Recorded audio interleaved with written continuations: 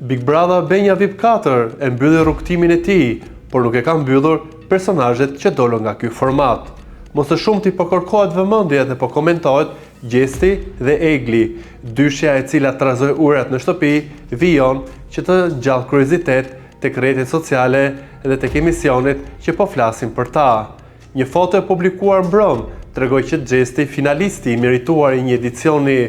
6 mujor që ai bëri në Big Brother, shkoi në vendlindjen e tij në Pevlan të Pejës, aty ku qëndroi në familjen e tij. Sipas informacione, ka qenë një qëndrim i shkurtër, gati një orë që ai qëndroi pra familjes së tij, ku dhe shijoi gatimet e nënës, aq sa i ka treguar disa herë që i kanë munguar dhe i shijoi ato, më në fund pas 6 muajve ikje nga shtëpia e që jetoi 2 Big Brother. E ky rrugtim i shkurtër i Gjestit në vendlindjen e tij ishte vetëm për të shmallur me familjen dhe ai është rikthyer në Tiranë, ku këtu e presin punët edhe i gjithë karriera e tij. Turi i tij do të nisë në Amerikë në 3 maj përflitet, por ende nuk ka diçka konkrete, por konkrete ai ka datat e rezervuara në Europë, ku e presin pafundësisht mbështetësit e tij për të shijuar muzikën e tij, por nga fansat kërkohet edhe muzikë e re, që me sa duket Gjesti do t'ja plotësoj dëshirën dhe do të vi shumë shpejt në treg me projekte të reja.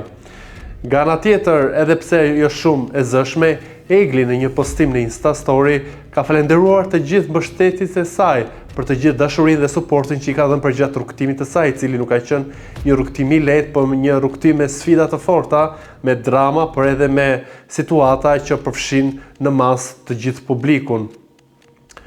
Ajo thosë se ëndra vazhdon dhe realizoi një kapitull për të cilin ajo nuk do ta harroj kurrë. Nga ana tjetër, përflitet se midis dyshes mund të ketë edhe një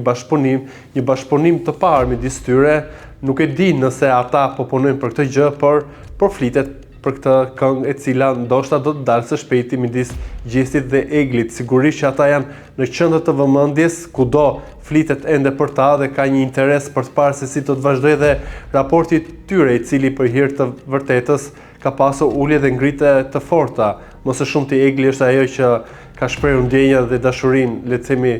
pa kushte për Gjestin, e ky i fundit është shprehur që ka një lloj pëlqimi për ndjenja, për të krijuar një raport të shëndetshëm, ende nuk e ka, por ja ka lënë në dorë kohës dhe nuk ka prerë asgjë. Edhe në after party që ata kishin të dy, u pan shumë afër me një tjetrin, shumë në harmoni dhe ishin një çift real që pa diskutim ndjenja midis tyre ka, por ndoshta edhe për hir të lojës, Gjesti ka vepruar, le të themi, për të përcjellë një lloj dinamike dhe për të bërë që e gjithë vëmendjet të shkojë drejt tij dhe Eglit. Duke qenë që, le të themi, rrugtimi i Gjestit tek vendlindja e tij ishte vetëm një orë, kjo do të thotë që Egli nuk ka qenë me të dhe po e priste në Tiranë, dhe kthimi i tij në Tiranë tregon edhe një herë tjetër që midis tyre, le të themi, ka një dhimbësi të raportit dhe ndoshta shumë shpejt ata mund të dalin me ndonjë emision ku të flasin ose të tregojnë të gjithë rrugtimin e tyre, por edhe ato se çfarë përkalojnë këto ditë. Interesi është i madh, kjo pritet për t'u parë në ditët në vijim. E sa i takoi një thumbi që kishte hedhur fituesja e vitit të kaluar të Big Brother, Egla Ceno, ku tha që unë kam mbështetur Gjestin pasi ishte e keqja më e vogël në të shtëpi, po tha që dyshoj shumë që ai do të jetë ky që është pasi do të vendos maska,